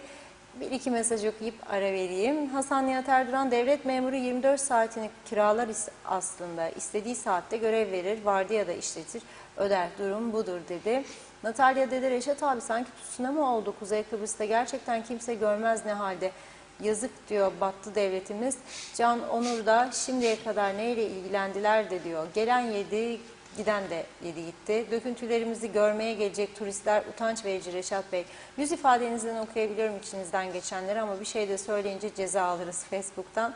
Son Ali Dere Seven'den okuyayım. Reşat Bey, sizin de dediğiniz gibi çok güçlü devletler bile savunması için ciddi önlemler alıp savunma bütçelerini artırırken bizlerse her ay artarak devam eden ek mesailere kaynak ayırmaya devam ediyoruz. Rumlar kendi ordularını Yunanistan'da askerlerini bitiren komandolarla güçlendirirken bizler yalnızca seyredip polis gücümüzü bile arttırmıyoruz. Günlük politikalarla geldiğimiz nokta budur. Bunlar yapılmazken garantimizi sağlayan ana vatana da karşı laflar ediyoruz. Bunun dünyada başka örneği var mı demiş. Her zaman söylüyorum, Allah korusun bir gün olur da Türk askeri buradan gitmeye mecbur kalırsa biz diyor don gömlek ortada kalacağız. Devam edeceğim. Şimdilik ara vereyim. Buyurun Reşat Bey. Evet, şu anda Elektrik Kurumu Yönetim Kurulu Başkanı Sayın Turan Büyük Yılmaz da hattımızda. Arkadaşlarımız kendisine ulaştı. Reşat Bey, merhaba Funda Hanım. Merhabalar Merhaba. Turan İyi Bey. yayınlar diliyorum. Sağ olun. Teşekkür ederiz bağlandığınız için. En doğru bilgiyi aktaralım diye izleyicilerimize istedik. Şimdi bu 100 Tabii lira ki. meselesi var. Bugün açıklandı. Yarından itibaren 100 dendi. Yani bu insanlara neredeyse 24 saat bile süre verilmeden nereden icap etti? Bu para mı yok? Yani maaşlar ödenmedi mi? Ödenemiyor mu? Yakıt için para mı aranıyor? Nereden icap etti bu size? Reşat Bey, sanırım bir bilgi kirliliği var. Nisan ayından sonra, yani 2 ay sonraki düzenlemede bu 100 Türk lirası devreye girmiş olacak. Şimdilik böyle bir konu söz konusu bile değil. Tüzük değişikliği esaslarında özellikle öğrenci ve iş gücü adı altında gelen kişilerin bırakmış olduğu borçlar dolayısıyla 469 TL artı 2 aylık bir süre vardı. Onu ortadan kaldırabilmek için bir uygulama olarak tüzükte değişiklik yapıldı. Nisan ayından itibaren yürürlüğe girecek. Yani 100 Türk lirası konusu budur Reşat Bey. Anladım. Yani ama bu rakama çekmenin anlamı sırf bu kaçakları önlemek içindir yani, yoksa... Kesinlikle. Birçok öğrenci özellikle ve okula gelip pandemi dolayısıyla bırakıp gidenler, geri dönmeyenler büyük bir sorun haline gelmiş vaziyette. Bunların giderilebilmesi için bu türde bir uygulamaya gidilme ihtiyacı duyuldu. Vatandaşımızı sık boğaz etme gibi bir şey söz konusu değil. Nisan ayından sonraki uygulamalar içerisinde bu uygulama gündeme alınacaktır. Peki Yani ilgili bakan, Sayın Bakan açıklamıştı 1 Mart'tan itibaren yeni tarife uygulamaya girecek diye. Evet. Giriyor mu yarından itibaren yeni tarife? Yarından itibaren yeni tarife uygulamaya giriyor Reşat Bey. Nedir bunun detaylarını paylaşabilir misiniz? Yani sizin tabii ki yani sizin de daha önce televizyonlarda programında anlattığınız şekilde hane bazında katkı adı altında, yani hanelere uygulanacak olan uygulama ayrı, otellere uygulanacak uygulama ayrı, sanayi sektörüne uygulamalar ayrı, eğitime uygulanacaklar ayrı. Şöyle değerlendirelim, sosyal yardım alan kişilere 40 kuruş hiç değişmeyecek. Sosyal yardım yine 40 kuruştan devam edecek. 250 kilovata kadar olanlar 98 kuruştan ödemesini yapacak. Burada bir bilgi kirliliği yaratmayalım. 250 kilovat değil de 400 kilovat kullandığını değerlendirelim. O 250 kilovatına kadar olanı 98 kuruştan geriye kalan 150 kilovatını 2.70'ten ödemiş olacak. Bu genelde hep yanlış anlatılıyor. Onu da bir düzeltmesini yapalım. Evet. 250 kilovata kadar olan 98 kuruştan, 250'den sonraki her kilovat için 2.70 kuruş devreye girecek. Elektriği zaten her kilovatının mal olmuş olduğu şekilde bize 2.70, yani buradaki ana nokta çizgimiz bu. Yani mesela ben 500'ün üstü kullandım. Gene o şekilde mi, 250'nin farkı mı? Yoksa 2.95'ten ödemiş olacaksınız. Ama 250 kilovata kadar olan 98 kuruştan ödenecek. Onun üstüne 2.95'ten ödeyeceğim. Evet. Normalde... Yine 500'e kadar olanı, yani aradaki 250'yi 2.70'ten, 500'den sonra kaç fazla yakmışsanız o kalan kilovata 2.95'ten ödeyeceksiniz. Peki şunu sorayım. Mesela 250 kilovat sınırı içinde kalabilmem için ben nasıl bir tedbir uygulamam lazım? Mesela bir lamba gecede, ya gündüz bir lamba yakacağım, klima çalışacak mı, çalışmayacak mı? Yani ilkbahar ve sonbahar dönemlerinde bunu yakalama şansımız olabilir. İyi tasarruf yapabilirsek. Tabii ki yaz ve kış dönemlerinde ise bunu yakalama şansımız yok. Yani bu en çok bütün yapılan şeylere göre 250 ile 500 kilowatt arası vatandaşın %63'ünü ödemesi o şekilde. Yani en çok önümüze gelen tablo 250 ile 500 kilowatt arası. Yaklaşık vatandaşın %60-63 arası ödemelerini 250 ile 500 kilowatt arası yapıyor. İyi bir tasarrufa gidilebilirse, ki başka çaremiz de yok. Zaten kendi enerjimizde bundan fazla üretme şansımız yok. Bu şekilde bir yöntemin dışında da kurumun ayakta kalması mümkün değil Reşat Bey. Yani bu çok zor koşullarda hesaplanmış, çok ciddi çalışmalar yapılmış ve her geçen gün doların yükselmesi, akaryakıt fiyatlarının yükselmesi ve bu çalışma yapılırken bugün gündeme yine bu yükseleceği hesaplanmamış. Şu anda dolar yine yukarıya çıkmış, akaryakıt fiyatları yine siz de bildiğiniz gibi zamlanmış vaziyettedir ama çalışma mevcut duruma göre yapılmıştır. Peki bu geldiğimiz noktada elektrik kurumu akaryakıt stokları ne durumda? Yeterince akaryakıt var mı, yoksa yine sıkıntılı? Efendim, biliyorsunuz 130 milyon borçlandık ve bu 130 milyonla beraber bu gemi 12.500 ton bugün geldi ve bağlandı. Yani elimizdeki şu anda 12.500 tonluk bir akaryakıtımız mevcuttur. Kaç günlük oluyor bu? Şimdi pik değerlerin düşmesi dolayısıyla bu 12.500 ton yaklaşık 20 günlük veya 22 günlük bize bir süre kullanabileceğimizi değerlendiriyorum. İnşallah bu arada havalar ısınmaz veya düşmez. Klima kullanma ihtiyaçları olmaz. Onu bu şekilde götürebiliriz. Yeni bir borçlanmanın dışında Mart ayının içerisinde gelecek olan akaryakıtı şu anda kurumun ödeme şansı yok.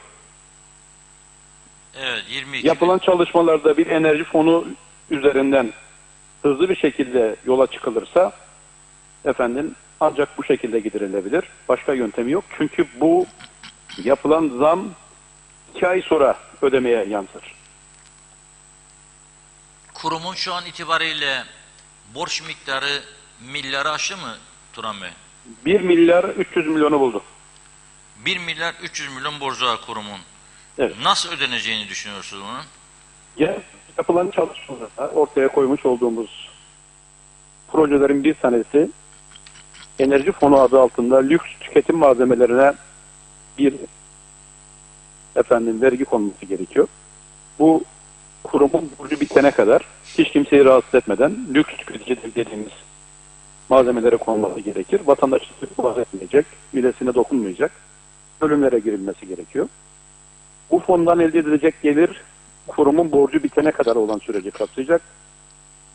Borcu bittikten sonra bu fon ortadan kaldırılması gerekiyor.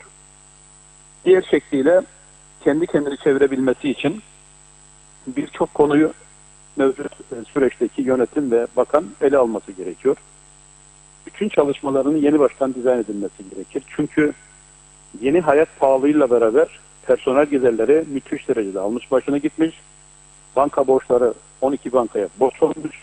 Akaryakıt fiyatları yerinde durmuyor.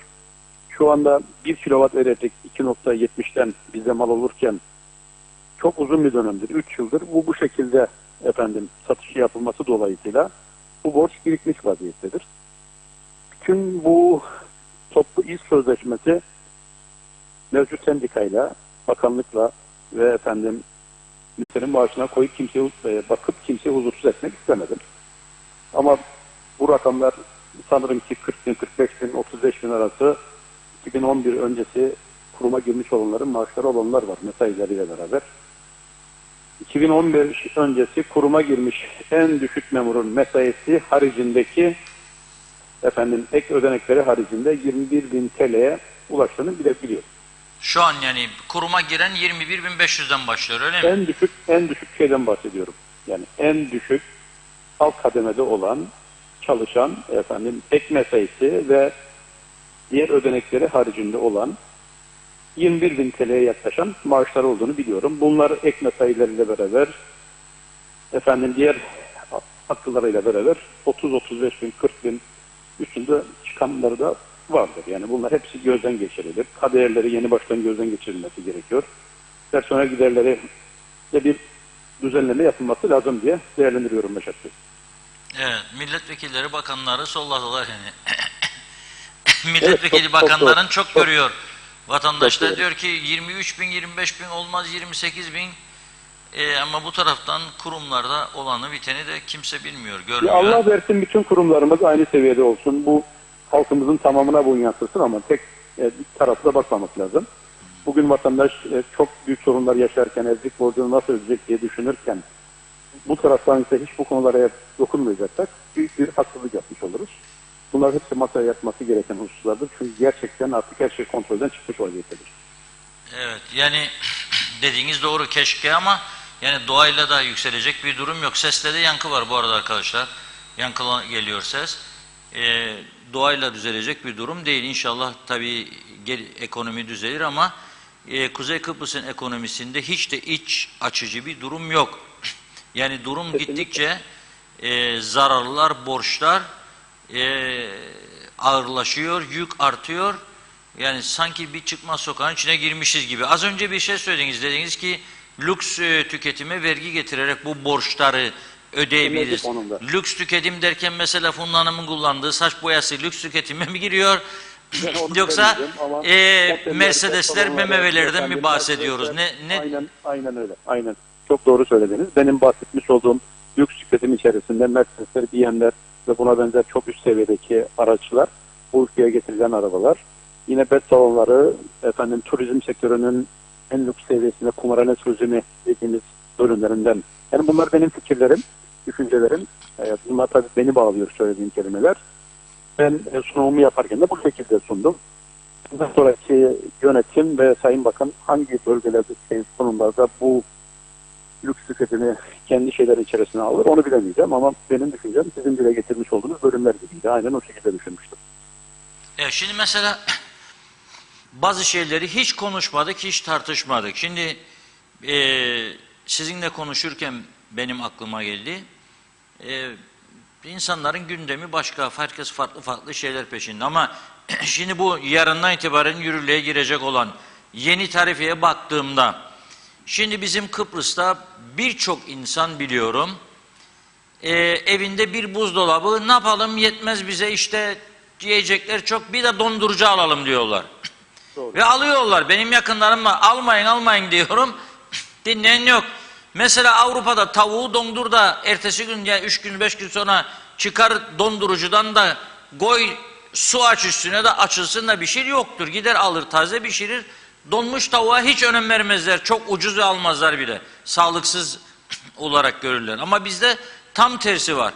Mesela bu tür uygulama yapanlara yönelik tavsiyeler, uyarıcı bir şeyler olacak mı hiç? İnsanlar bilmeden yani gidip alıyor bence. Tasarruf tedbirleri konusuyla ilgili en küçük bir prizin veya anahtarın veya fişin açık kalmasını bile önleyecek şekilde vatandaşı enerji konusuyla ilgili tasarrufa yöneltmemiz gerekiyor ve bununla ilgili de Kıbrıs Türk Elektrik Kurumu ve Bakanlığın vatandaşa ulaşacak çalışmaları yapacağını biliyorum.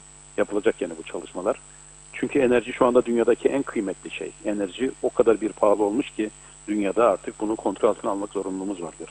Yani sizin dile getirmiş olduğunuz geleneklerimizden vazgeçmemiz gerekiyor.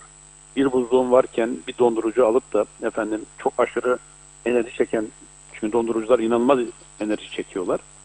Bunu mutlaka yapmamız gerekiyor. Bir ışık açık kalmışsa, bu bizi rahatsız etmiyorsa bundan sonra etmesi gerekiyor. Yani kısacası lüzumsuz ise söndür kelimesini hafızalarımıza yerleştirmemiz lazım. Aksi takdirde bu ülkenin %80 vatandaşı özel sektörde hayatını idame ediyor. Altından kalkması mümkün değil. Yani süreç içerisinde ülke vergi toplamasını bilir, altından kalkabilirse, süspansiyon olarak vatandaşa yansıtılan bölümü devlet karşılayacak durumlara gelebilirse, bu da hükümetin vatandaşın yanında olduğunu gösterecek bir çalışması olur. Bu da beklenmesi gerekiyor. Yani süreçler içerisinde Kuzey Kıbrıs Türk Cumhuriyeti ekonomisini düzeltir, vatandaşa yansıtılan bu zam konusuyla ilgili süspansiyon bölümünü yakalayabilir ve vatandaşa bunu belli bölümünü aksatmadan yapabilirse, bu da %80 özel sektörde çalışan vatandaşımıza bir katkı olur. Tabii bunları kabine oturup mutlaka en ayrıntılı şekilde değerlendirecek ve vatandaşa yansıması hususuyla ilgili de bunu da gündeme alacağını düşünüyorum, değerlendiriyorum ve olması gerektiğini de dile getiriyorum. Tabii bir de devlet dairelerinin durumu var. Elektrik savurganlıkları. Tabii. Devlet daireleri korkunç bir durumda, kontrolsüz bir şekilde gidiyor. Bunu bakanı da biliyor, bakmanı da biliyor. Yani herkes, üst kademedekiler de biliyor. Olan Reşat Bey, herkes bugünden itibaren o elektriğin kullanırken vicdanının sesini dinlemek zorunda. Yani yazıktır, günahtır. Harcanan giden her kuruş bizim çocuklarımızın, torunlarımızın ve vatandaşımızın çağdaş ülkelere uzanabilmesi için giden yoldaki kaybıdır. O yüzden her nerede görev yaparsak yapalım, hangi koşulda olursa olsun enerji tasarrufunu yapmak zorunluluğumuz vardır. Akşamdan klimayı açık bırakıp da sabahleyin gelip aman benim odam buz gibi olsun da içeride ben rahat gireyim düşüncesinden önce devlette çalışanlar vazgeçmesi gerekiyor. Bütün kurum ve kuruluşların başındaki sorumlu kişiler enerjinin ne kadar kıymetli ve ne kadar zor elde edildiğini ve bu tasarrufun yapılması gerektiğini de çok ciddi şekilde kendi personeline aktarması gerekiyor. Aksi takdirde kendi kendimizi kandırırız. Yazık, günahtır. Hem ödenen paralara yazıktır. Hem Kıbrıs Türk Elektrik Kurumu şu andaki enerji kaynakları içerisinde yeterince bunu sağlayacak gücü, imkanı yok. Bunu da bilmek gerekiyor. Çok daha zor günler bekliyor bizi. Çok daha dikkatli olmamız gerekiyor. Şimdi mesela az önce dediniz ki bu elektrik kurumunun borçlarını ödeyebilmek için yeni bir vergilendirme düşünülüyor. Bir fon yaratılacak ve o yeni vergilendirmeden o fona akacak para ve elektrik kurumunun borçları zaman içerisinde sıfırlanması gerçekleşecek. Yani hedef bu. Gerçekleşebileceğini bilmiyoruz ama hedef bu. Ama bir taraftan da mesela gidiyorsunuz evine, bakıyorsunuz garajda 2 tane lüks araba var ama birikmiş borcu da 4.500-5.000 TL ödemiyor. Bunları toplayabiliyor musunuz? Kesiyor musunuz? Ara sıra uyarılar var. Kesiliyor mu yoksa birileri talimat veriyor, dokunmayın buna falan? Reşat Bey, vatandaşla tahsilat %98'lere ulaşmıştır. Yani vatandaşın ödeme konusuyla ilgili darboğaz edecek insan sayısı çok azdır. Çok sıkıntılı olan insanlar vardır. Kanser hastasıdır efendim. Gerçekten yatağa bağımlıdır. Hiçbir sosyal geliri yoktur. Bu türde insanlara tolerans tanınır. Yani bu zaten insanlık görevidir. Esası itibarıyla keşke devletimiz sosyal devlet anlayışı içerisinde gücü olsa da bu insanların hiç bu sıkıntıya girmeden ihtiyaçlarını karşılayabilse. Esas ödeme yapmayan bölümler yine devletin kendi içindeki kurum ve kuruluşlarıdır. Belediyeleridir, su kuyularıdır. Yani kısacası ana yükü çeken, üst düzey tüketici olan bölümler hep devletin kendi içindeki bölümleridir. Ondan dolayı ki hiçbir şekilde elektrik kurumu parasını toplayamıyor ve sürekli borç içinde günleri gelip geçiyor. Normal vatandaşın borcu olan ne ki? Yani devlete kulak bile değil. Biz Kuzey Kıbrıs Türk Cumhuriyeti içerisinde Karpaz'da yaşayan Rumlarla ilgili bile bugüne kadar düzgün bir tedbir alamadık. İyi niyet görüşme altında, güven artırıcı önlemler altında bugün Dip Karpaz'da yaşayan Rumların kedileri bile klimalı odalarda yaşarken biz vatandaşımızı sık boğaz yapmaya devam ediyoruz. Yani bunların hepsi gözden geçirilmesi gerekir. Hem Maronitlere hem Karpaz'da yaşayan Rumların üzerine gidilip bunların da bu harcamış oldukları enerji parasının ya karşılıklı mahsuplaşmayla ödenmesi ya da her vatandaş gibi bu ülkede yaşıyorsa ben nasıl ödüyorsam, siz nasıl ödüyorsanız bunların da aynı şekilde bu paralar ödenmesini sağlayacak tedbirlerin alınması gerekiyor. Benim Karpaz'daki vatandaşım elektriğini öderken, ağlarken, sızlarken yanındaki komşusu bütün odaların ışıkları açık vaziyette, Rum komşusunun bütün odalarında klimaları çalışıyorsa bu da bizim insanlık ayıbımızdır. Demekten geri kalmamak lazım. Tüm bunlara tedbirler de almak elimizde ama biraz cesur davranmamız gerektiğini değerlendiriyorum. İnşallah bu süreçte, yeni süreçte güçlü bir kabine artık var. Nisat sıkıntısı yok. Daha güçlü bir kabineyle geldiler. İnşallah bunları başarabilirler diyorum. Evet, tabii Rumlar ödemiyor diyorsunuz kuzeyde yaşayan ama sanırım burada bir uygulama var. Pire'deki Türkleri de Rum tarafından alıyor değil mi elektriğini? Biz de onlara ödemiyoruz. Öyle bir durum var gibi. Onların faturası da bizden çıkıyor Reşat Bey. Yani Pire'deki Türklerin de ödemeleri bize yapılması gerekiyor. Ama o da olmuyor. Kısacası bunlar hep oturup çalışılması gerekir. Ve bu hususlar vatandaş tarafından sürekli önümüze sürülen konulardır. Eğer Rum ödemiyorsa ben niye ödeyeyim sorusunu birçok kişi bize sorar, söyler. Onların odaları hepsinde klimalar çalışırken, köpekleri bile sobalarla ısıtılırken benim vatandaşım elektriğini açmaya korkuyorsa bu da insanlık ayıbıdır diye derim. Hepsine bir önlem alınması şarttır. Evet, inşallah bu yeni süreçte hepsine çözüm bulurlar. İki toplumu komitede oturur konuşur. Siz Kesinlikle. Devam ediyor musunuz? Hükümet değişti. Edecek misiniz yoksa ayrılmak üzere misiniz? Ben görev süremin bittiğini düşünüyorum. Yeni sanırım ki pazartesi meclis başkanlığının seçimi yapıldıktan sonra kurum, kuruluşlar, müdür, müsteşar gibi bölümlerin atamaları yapılacaktır. Benim yerime de mutlaka Ulusal Birlik Partisi'ne hizmet eden, bu görevi bekleyen çok değerli insanları da atayacaklardır. Biz de ondan sonra yeni gelen arkadaşımız bizden ne bir şey isterse seve seve ona yardımcı olacağız. Yani sizin Ulusal Birlik Partili olmadığınızdan dolayı mı bu nöbet değişimi yoksa siz kendiniz teklif olsa da istemiyor musunuz? Yani usandınız mı bu kurumu? Ben Ulusal Birlik Partili değilim. Ben Ereğli Kurumu'na Yeniden Doğuş Partisi adına atamam yapılmış. O göreve gelmişim.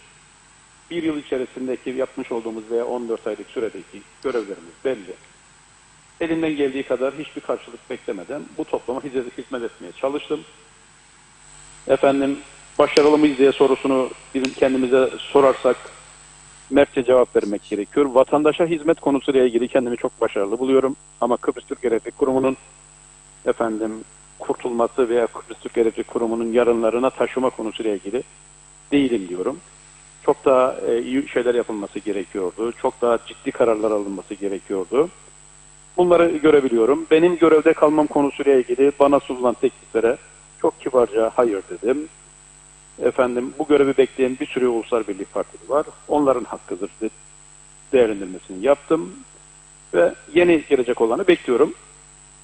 Kısacası bu kurumun başında bizim gibi siyasi atamalarla gelen kişilerin çok da başarılı olabileceğine inanmıyorum. Gerçekten çok zor. Elektrik Kurumu çok üst seviyede bir yer. Çok üst seviyedeki potansiyeli insanların bu kurumun yönetimlerine görev alması gerekiyor. Amatörce bu işler olmaz. Bu işin bilgi birikimi, donanımı olması gerekiyor. Bunların hepsinin oturup masaya yatırılması lazım. Bu kurumlarda bizler gibi siyasi atamayla gelip mütevelli heyeti gibi görev yapan kişilerin de bir yerde durdurulması, artık profesyonel ekiplerin Kıbrıs Türk Elektrik Kurumu veya buna benzer kurumların başlarında olması gerekiyor. Çok daha faydalı olabileceğini değerlendiriyorum. Çünkü bizim sadece bir perşembeden perşembeye gelip bir toplantıya katılma mecburiyetimiz var. Müdürün bizim önümüze koymuş olduğu önergelerin çalışmasını yaparız. Bunun dışında bütçesinde para varsa evet deriz, yoksa hayır deriz. Bunun dışında yapabileceğimiz zaten bir şey yok esası itibarıyla. Ama biz kendi kurumumuz milli bir kurum olması dolayısıyla bizden önceki yönetim kurulları da biz de elimizden geldiği kadar ne kadar büyük katkı yapabilirsek her noktasına kadar inerek katkı sağlamaya çalıştık. Netice itibarıyla vatandaş bence bizden yeterince bir hizmet almıştır. Çok da güzel hizmet almıştır. Hayırlısı diyelim. Evet, hayırlısı olsun Turan Beyciğim. Çok teşekkür ediyoruz Ben bağlandığınız teşekkür için. ederim. İyi çalışmalar diliyorum. Sağ olun. Gerçi sizin yerinize gelecek olan yönetim kurulu başkanında sizin kadar en az şeffaf olmasını diliyorum. Çünkü çoğu zaman bizim ülkemizde makamlara ulaşmak mümkün değil, bilgi almak mümkün değil. Aman aman aman aman beni karıştırmayın, bana dokunmayın, ne söyleyeceğimi bilmem, ben siyasi mevkideyim falan. Hep öyle geçtik yıllarca. Hele elektrik kurumundan bilgi almak pek kolay olmadı bu yıllar içerisinde. İnşallah sizin bu açtığınız şeffaflığı, başlattığınız bu uygulamayı sizden sonrakiler de sürdürür. Çok teşekkür ediyoruz. Ben teşekkür ederim. İyi yayınlar diliyorum. Evet, yarından itibaren her girdiğimiz odada elektrikleri açarken lambaları dikkat edelim. Klimayı nasıl olsa oturma odasındayım, açayım ama yatak odasında açayım da soğusun veya ısınsın da sıcacık bulayım gittiğimde dikkat edilmesi lazım. İlk 250 kW 98 kuruş, 250'nin üstü çıkıyor 2.70, 500'ün üstü 2.95, şu anda 98'dir. Yani 2 lira birden daha binecek üzerine. Oldukça yükselecek rakamlar. Faturayı aldığımız zaman ağlamak, sızlamak yerine tedbirlerimizi alalım. Devlet kurumunda çalışan milletini, vatanını, ülkesini, insanlarını sevenlere sesleniyorum. Eğer amiriniz bile olsa, bakanınız bile olsa, aç klimayla geldiğimde odayı soğuk bulayım diyorsa açmayınız. Klima açık, kendisi odada yoksa o klimayı kapadınız, lambalarını kapadınız. Ve şunu söyleyiniz, seni şikayet edeceğim. En azından açıklama yapacağım medyaya. Çünkü çok korkunç savurganlıklar oldu bu ülkede. Hem elektrik kurumunu vallahi billahi özelleştirmeyik, devlet yönetecek, buyur yönet, stratejik kurumdur. Ama yöneterken de yönetememe meselesi, yüklen borca 1 milyar 300 milyon borç kim ödeyecek? Şimdi lüks tüketime koyacakmış.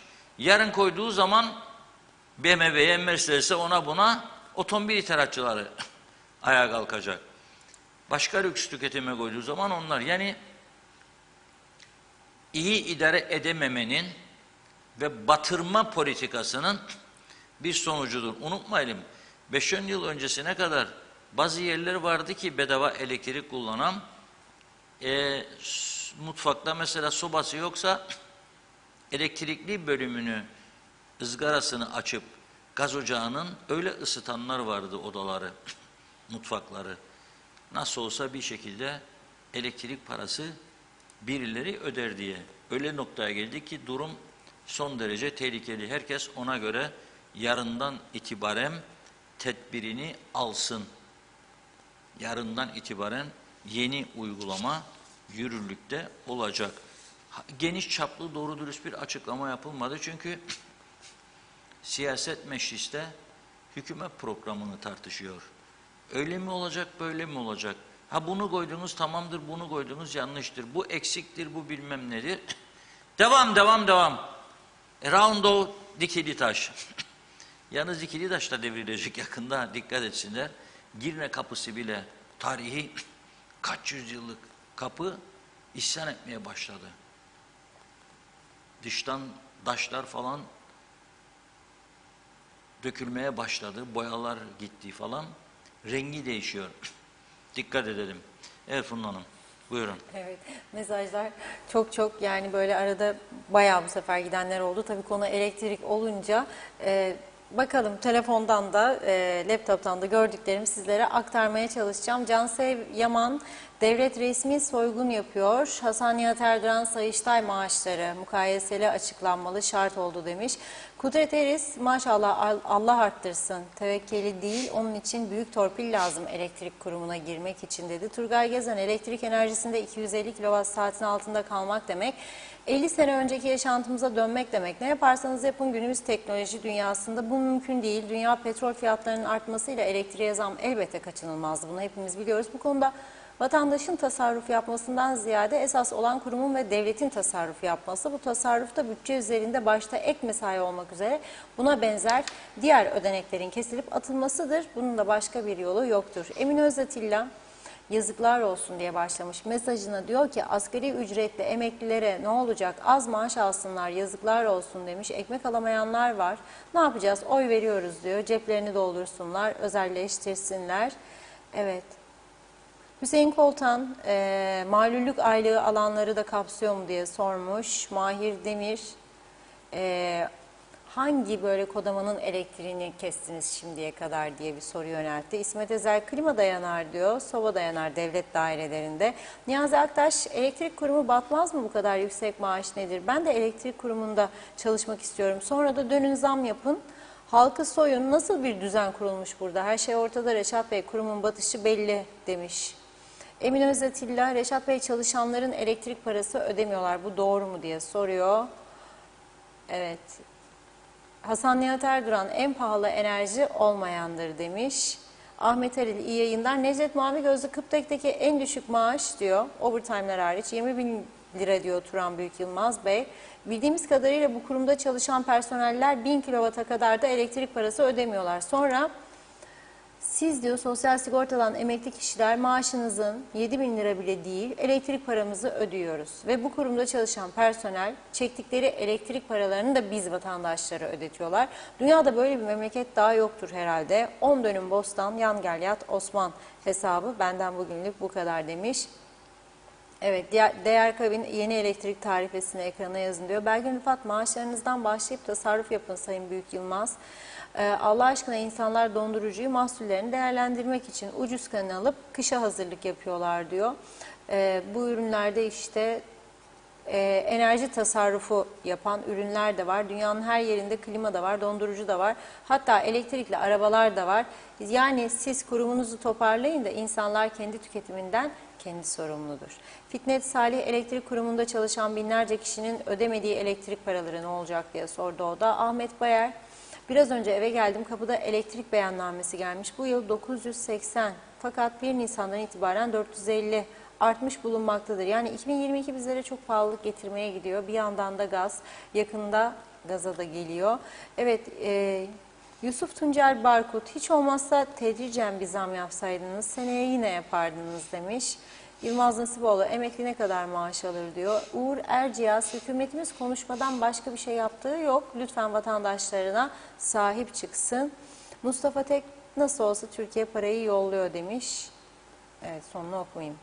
Doğan Falyalı, işçi her yerde işçi mi? İşçi ise nasıl olur da özelde çalışan işçi kurum ve kuruluşlarda çalışandan daha az maaş alır? Bir de bayramlık izin vesaireleri de var. Bunu hiç düşünen var mı acaba? Hiç sanmam diyor vatandaş. Ya siz ne dersiniz bu işe? Alpay Tugaç, öğrenciler için ön ödemeli sistem getirilmiş. Borç bırakma ihtimali yoktur. Ali Dereseven, Kıptek Yönetim Kurulu Başkanı'nı dinledim, çok üzüldüm. Dünyanın en pahalı ve kirli elektriğini kullanmamıza rağmen her yönüyle battık ve çaresiz durumda olduklarını gördüm. Buna rağmen en düşük memur maaşı 20 bin lira, ek mesailerle beraber 35 bin aldıklarını da açıkladılar. Bir taraftan 6 bin lirayla geçinmeye çalışan insanlar varken Kıptek'te ek mesailerle beraber en düşük 35 bin lira. Bu maaşların karşılanması için de buzlukları ve lamba sayılarını azaltmamızı istiyorlar bizlerden. Bunlar istenirken çalışanların çok yüksek maaşlarını toplam 15 bin liraya niye çekmiyorlar? Onlar da niye fedakarlık yapmıyor dedi. Belgin Rıfat Turan Bey, orada durursa diyor batacak kurum demiş. Güneyde yaşayan kaç Kıbrıslı Türk var biliyor musunuz? Sonra diyor güneyden aldığınız elektriği ödüyor musunuz ki? Burada durun demiş. 3 Rum, 3 Maronit var diyor. Bu konuyla ilgili konuşmasından dolayı eleştirmiş Belgin Hanım. İsmail Gürekansel, Reşat Bey, vatandaşlar her ay için ne kadar kilowatt elektrik kullandı bilmiyor. Sadece ödeyeceği toplam ücret mesaj olarak geliyor, o kadar. Çünkü kilovatı bilmek, tasarrufu yapabilmek anlamına geliyor. Evet, bu çok ciddi sorun. Bununla ilgili çok mesaj vardı. Nereden anlayacağız, nasıl göreceğiz diye. Nazime Nalbant, çok doğru söylüyorsunuz. Bu elektrik yükselmesinde buzdolabı bile fazla gelecek. Artık eskiden hover mi vardı diyor. İnsanlar süpürgeyle süpürürlerdi. Şimdi süpürgeler de kaldı. Evet, herkes onu kullanır. Elektriği nasıl yapacaklar? Bu gidişle işledikleri paraları da elektriğe verecekler. Sonra ne yiyecekler, ne içecekler? Her şey ateş pahası oldu. Tasarrufa gitmezsen zor günler diyor. Onun için herkes çok iyi düşünsün. Bu zor günleri bir an önce inşallah selameti bulacağız. Gidişatlar çok kritik. Herkes de ayağını yorganına göre uzatmalıdır diyor. Bu zorluklar geçsin lütfen. Gürkan Giritli iyi yayınlar diledi. Fikret Gönlüboğlu'da. Özer Hallaç, sokak lambalarına bakın diyor. Gündüzleri de çoğu yerde yanıyor demiş. Özer Hallaç kimin umrunda acaba vatandaş yazdı. Gökhan Giritli, size kaç para gelecek elektrik diyor. Klimaları kapatın, iyi giyinin demiş. İsmet Ezer, bravo Büyük Yılmaz, anlamlı veda oldu. Erol Topçu, sizin söylediklerinizi Cumhurbaşkanı söylemez Reşat abi, tebrikler yazdı. Belgin Rıfat, en ucuz ısınma yöntemini açıklıyorum. Yatağa girmeden önce yorganın altına fön makinesiyle biraz sıcak verirseniz hemen yatağa girerseniz ısınırsınız. Bir de sıcak su torbaları var diyor. Kaynatıp içini doldurun, kazağa sarın diyor, sarmalayın. Yatağa koyun, o da çok güzel ısıtır. Ne elektrikli soba ne de klimaya gerek yok. Cız yapar çünkü dedi. Gürkan Giritli Forever TRNC yazmış. Kamil Basmacı, devlet dairelerinde klimalar yanacak, vatandaş da ödeyecek. Böyle geldi, böyle gider bu düzen. Muhittin Yangın, elektrik dairesinin yaptığı resmen hırsızlıktır. Çünkü 470 lira zaten bizim paramızdır. Bu ne yahu diyor. Evet, Hasan Nihat Erduran, 250 kilowatt saat olunca ödersem zam yemem herhalde, uyarsınlar, ödeyelim. Ertay Kızıl, her kamu dairesinin harcama bütçesi olmalı, kontrol edilebilmeli. Doğan Falyalı, esasında bu kilovattora azdır. 450'den yukarı olana zam koysun. Murat Ayes de maşallah biz asgari ücretliler tasarruf edelim. Elektrik kurumunun dolgun maaşlarını ödemek için diyor. Yazıklar olsun, özelleştirilsin artık demiş. Tuğçe Anören, öncelikle özel sektör çalışanlarının maaşlarının sabit bir günde ödemeleri hususunda kararlar alsınlar. Çünkü ayın 7'sinde elektrik borcu olanların elektrikleri kesiliyor. Maaşlarını geç alan işçiler ne yapsın dedi. Emine Özatilla, Reşat Bey ben soba bir hafta anca yaktım. Su torbası kullanırım yatarken. Çamaşırı da haftada bir kez kullanırım diyor. Otururken dizlerime küçük battaniye örterim diyor. O zaman diyor soba yakmaya gerek yok. Nazime Nalbant'ta demiş, kimin umurunda Reşat Bey, ne olursa fakir fukaraya olur. Düşüneceklerdi diyor. Hayat pahalılığı da oldu. Bir an önce yükselsinler demiş. Ömer Bozkara, vezirler benim anlamadığım diyor. Hem oy verirler, bir gün sonra da şikayet ederler. Zam zam diye, muhalefet nerede diye şikayet etmeye kimsenin hakkı yok demiş. Az bile bu bize diyor. Evet, Şükrü Özgen iyi yayınlar diledi. İsmet Ezel, elektrik saatinde nasıl ödeyeceğiz? Kaç para var? Ne kadar olduğunu diyor. Hasan Kılıç da demiş ki alan varsa kurumu satın da kurtulun diyor. Hayırlı olsun. Mustafa Pelin Baydar, Kıbrıslı Türk memurlar Kıbrıs'ta yaşayabilir. Diğerleri ülkeyi terk etsinler diyorlar kısacası. Kıbrıslı Türklerin yerine Pakistanlı, Afganlı getiririz ama Kıptek'i özelleştirmeyiz demiş. Ertay Kızıl, Kıptek ne yaptığını bilmiyor. Mevcut açığı kapatabilmek için 250 kW'da az daha yüksek fiyattan hesaplaması gerekir. Mesela 1.30 demiş, 250 zaman dilimi gibi dedi. İsmet Ezel, vay be diyor, biz 33 yıl çalıştık, 3 yılda askerlik yaptık, üniversite bitirdik, toplam maaş 13 bin lira, Kıptekçi olmak vardı dedi. Son bir mesaj İsmail Gürakansel'den okuyayım. Reşat Bey, elektrik kurumu yeni elektrik tarifelerinin devreye girmesiyle elektrik faturalarının vatandaş tarafından görülmesi ve anlaşılması için demiş, cep telefonlarına fatura detayının görüntülü olarak aktarılması gerekir. Hayırlı yayınlar diledi. Devam edeceğim. Ara vereyim şimdilik. Buyurun Reşat Bey. Devam edeceksek sabaha kadar programımız var. Halbuki daha başka evet, programlar var bugün. Evet. Bir programımız da 19.15'te epeydir yapamadığımız, gerçekleştiremediğimiz mülkiyeliler programı var. 19.15'te bunun da çağrısını şimdiden yapayım.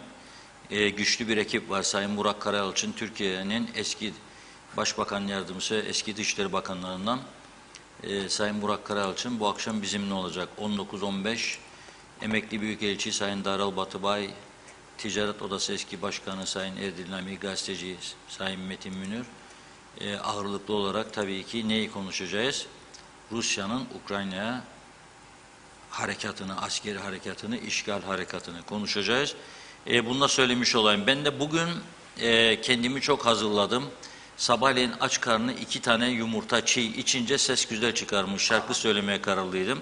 Ama vakit çok hızlı ilerledi. Bir taraftan da Sendika Başkanı Kubilay Özkıraç hattımızda şu anda. Tabii Turan Bey maaşlarla ilgili bir şey söyledi. Sendika Başkanı da buna karşılık vermesi lazım. Tarafsız yayıncılık ilkesinden hareket ederek Kubilay Bey'e de bu söz hakkını vermek istedik. O yüzden şarkıyı başka bahara bırakıyorum. Merhaba Kubilay Bey. Merhaba Reşat abi. Evet. Turan Bey'in söylediklerine herhalde katılmıyorsunuz. Maaşlar konusunda. Aradı beni. Lepke'den, Güzel Yurt'tan çalışanlar beni aradı. Çok üzgünüm. Ve şunu tekrar ediyorum. Yazda, kışta, soğukta, sıcakta sırf bu toplum elektriksiz kalmasın diye direnen sendikamız ve çalışanlara yapılan bu hakareti kabul etmiyoruz. Şunu da söylüyorum. Net bir şekilde elektrik kurumu çalışanlarından maaşlarına dil uzatan, el uzatan herkesi karşımıza görüyoruz. Ayıptır, günahtır. Gerçekten günahtır. Nedir maaşlar? Normal maaşlar sizin bildiğiniz. Şunu söyleyeyim ben. Bir kere yeni giren bir memurun maaşı 10.000 12.000 arası. Kusura bakmayın. Kusura bakmayın. Lise arkadaşlarım var. Genç çocuklar var. 10.000 TL, 12.000 TL. 132'lerin üstünde, direklerin üstünde, soğukta, karda, kışta yapmasınlar böyle. Yapmasınlar lütfen, günahtır. Bu çalışanlara da günahtır. 10 ile 12 bin arası başlıyor diyorsunuz. Evet ya, bunu net konuşuyorum. Evet. Yani elektrik kurumunun maaşlarını, çalışanların maaşlarını gündeme getirmek bu topluma yapılacak en büyük ihanettir. Elimizde tek kalan değerlerden biridir. Kimse kusura bakmasın. Ben Turan Bey'e yakıştıramadım. Çok üzgünüm. Peki bu yarından itibaren devreye girecek olan tarife konusunda ne düşünüyorsunuz? Sendikanın bilgisi var mı bundan? Ben şunu söylüyorum. Tek tarife konusuna ben katılıyorum. Gelişmiş ülkelerde üçlü tarife uygulanabilir. Biz az gelişmiş bir ülke bile değiliz. Enflasyonların bilmem kaçlarda olduğu bir ülkede çıkıp bunları tartışmak, yakıtın dolar endeksi olduğu bir ülkede çok basit söylüyorum. Çok basit söylüyorum. Bir ekmeğin fiyatının 10 liraları geçtiği bir ülkede, bir diş macununun 120-130 lira olduğu bir ülkede 1 kilo salatalığın 50 TL olduğu bir ülkede kimse bu toplumda çalışan emekçilerin maaşlarını tartışmasın. Maaşlarını tartışmasın. Evet. Tartışmasınlar, tartışmamaları gerekir. Şimdi Ya biraz vicdan ya. o maliyetler içinde maaşların da önemli yer tuttuğunu söylemek Ne için kadar söyleyeyim. tuttuğunu hayır tutmuyor. Yani doğrudan o konuya Devlet komak bile değil. Adıyla bir havza operasyonu var. Elektrik kurumu çalışanları 1000 kilowatt bilmem ne elektrik kullanıyormuş. Yetsinler bunları. Toplu sözleşme düzeniyle Kıbrıs Türk Elektrik Kurumu çalışanları yönetilmektedir. Bizim anayasamız emekçilerin, çalışanların, teknisyenlerin, mühendislerin, amirlerin, işçilerin, şoförlerin, bekçilerin anayasası toplu sözleşmedir. Var mı Ve hakları? toplu Var mı? Hayır, açıklık getirelim. Var mı hakkı bedava elektrik? Hayır, bedava elektrik diye bir şey yok. Bu kurum çalışanları 90'lı yıllarda 15.000 kilowatt bir muafiyetleri vardı. Seve seve bunları devretmişlerdir. Kimse kusura bakmasın. Şu anda yoktur Maaşları yani. konuşmak Hayır, şu anda var mı yok mu? Kesinlikle yoktur. Ama o 80'li yıllarda vardı. 90'lı yıllarda Ha, ben de benim hatırlıyorum. sendika başkanı olduğum dönemde kaldırdık biz onu. Anladım. Yani birileri çıkacak maaşlarımızı tartıştırmayacağız ve şey anlamında kullanıyorum. Ellerini kırarız, dillerini keseriz. Tamam, Kusura şimdi- bakmasın kimse. Şimdi bıçaklar bilindi demek ki. Şimdi Dillerini mi çeker? yarınki şeyi kabul ediyorsunuz ama yani diyorsunuz ki yapılması gereken bir düzenlemeydi bu. Düzenlemelerin yapılması gerekir. Bugün muhalefette olan parti bile, ana muhalefet partisi bile genel başkanı milletvekilleriyle sağduyulu davranarak bir fiyat ayarlaması şarttır dediler. Erhan Arıklı'nın bakanlık döneminde Turan Bey'in yönetim kurulu başkanlığı döneminde Kıbrıs Türk Elektrik Kurumu 10 sene geriye gitmiştir. Sayaç yerlisinde yaşanan rezillikleri biliyoruz. Yakıt yerlisinde yaşanan rezillikleri biliyoruz. Ve Erhan Arıklı'nın yargılanması gerekir. Ne Ne açıdan? konuşuyorum? Bu çok önemli. Ne açıdan? Kanunsuz bu ülkeye yakıt deli gitmiştir. Kanunsuz. Yakıt getirdi. Tabii bunu ben söylemiyorum. Sayıştay raporu var. Yakıtla ilgili bir rapor çıktı. Reşat abi sen iyi bir gazetecisin. Araştırın bunu. Peki sizin sendikanın böyle bir girişimi var mı? Var. Rapor Dava bekliyoruz. edilmesi yönünde Erhan Bey'in. Tabii. Ama Rapor şimdi gene bekliyoruz. bakandır Erhan Bey, dokunulmazlığı var. Sevgili saklanıyor. Çok dokunulmazlığı olan bu ülkede çok insana dokandığı var. Evet. Bak şunu söylüyorum Reşat abi. Bu ülkede herkes sıkıntı içerisindedir. Özellikle çalışan kesim, basın kesimi, elektrikçiler, polisler, telefoncular, herkes özellikle asgari ücretliler. Özellikle asgari ücretli, özellikle Daha çalışanlar. bundan sonra da- Bu ülkenin kaymağını yiyen bir kesim var. Kaldı mı kaymak acaba kazandırım onlara da kalmadı kaymak. Var. Daha vardır, Bu ülkede ha? para bitmez, var. %2 bu ülkenin kaymağını yiyor. Evet. Kusura bakmasınlar, biz elektrik kurumu çalışanlarının ve bu ülkedeki emekçi kesimlerinin maaşlarını tartıştırmayacağız. Evet. Çok teşekkür ediyoruz. Ben teşekkür ederim. Kubilay Saygılar Özkıraç. sunarım. Herkes haddini bilecek. Reşat Bey, biz de siz de herkes haddini bilecek. Haddini bilmeyene sendikamız günü geldiğinde demokratik bir şekilde haddini bildirir. Evet. Peki teşekkür Ben ediyoruz. teşekkür ederim. Sağ Kolay ol. gelsin. İyi akşamlar. Evet, sendika başkanı Kubilay Özkıraç da diyor ki 21.000 lira maaş en düşük doğru değildir. 10-12.500 arası gibi bir rakamdır diyor. Zor şartlarda çalışıyor elektrik kurumu personeli diyor. Fakat öte taraftan yarından itibaren uygulamaya girecek olan yeni tarife konusunda mecburdu bunu yapmaya. Başka ülkelerde var bu tür ayarlamalar diyor. Dolayısıyla hayırlı uğurlu olsun diyoruz şimdiden. Ve tekrar ediyorum, herkes ayağını yorganına göre uzatacak. Yani bu zam kararı çıkmıştır, uygulamaya da girecektir. Ona göre ciddi bir tasarruf dönemine giriyoruz yarından itibaren. Tabii bu şimdilik bir önlemdir. Çünkü bu Rusya-Ukrayna savaşının daha neler getireceği dünyamıza, bize hiç belli değildir. Akaryakıt fiyatları ne olacak belli değildir. Sabahleyin açılışta çok yükselmişti Brent petrolün varili. Sonra biz programa gireceğimiz saatlerde düşmüştü 100 dolarlar seviyesine. Ne olacağı belli değildir. Nereye doğru gideceği dünyanın belli değildir. Onun için ciddi bir tasarruf dönemi başlıyor. Ama beni en çok ürküten elektrik kurumunun 1 milyar 300 milyonluk borcudur. Nasıl ödenecek? Hangi vergilerle ödenecek? Önümüzdeki günlerde bunları da göreceğiz. Sonuna geldik. Birkaç mesaj var galiba. Acilen okunması gerekiyor. Öyle mi? Tamamdır. Tamam mı? Evet, tamamdır. Tamam. Yoruldu Funda Hanım bugün Hayır, doğal. sizi daha fazla yormayalım. Haftanın ilk günü bugün çok Akşamda doğal. programınız var. Evet, çok teşekkür ediyoruz. 18.45'te ana haberimiz var. Ana haberler bu akşamdan itibaren hafta içi her gece 18.45'te sahasında oldukça deneyimli bir arkadaşımız tarafından, Serkan Tetik tarafından okunacak. Ana haber artık onun tarafından sunulacak. Bu akşam 19.15'te mülkiyeler olduğu için ana haber bültenimizi biraz kısa tutabiliriz. Ama yarından itibaren daha etkili bir ana haberle, daha ciddi, daha etkili bir ana haber programıyla karşınızda olacağız. Canlı telefon bağlantılarımız da olacak. Her zamanki gibi en doğru, en gerçeği bizden öğrenecek izleyiciler. Bunu da söyleyeyim büyük bir sevinçle, mutlulukla. 19.15'te de 68'li Mülkiyeler programında sizlerle birlikte olacağız. Tabii sonra bu programların tekrarları da olacak. Bizi izlediğiniz için çok teşekkür ediyoruz. Evet. Biz de size teşekkür ederek programımızı burada noktalıyoruz. Reşat Bey'in de söylediği gibi dop dolu programlar var bu akşam. Bizden ayrılmayın. Yarın yeniden görüşmek üzere. Hoşça kalın.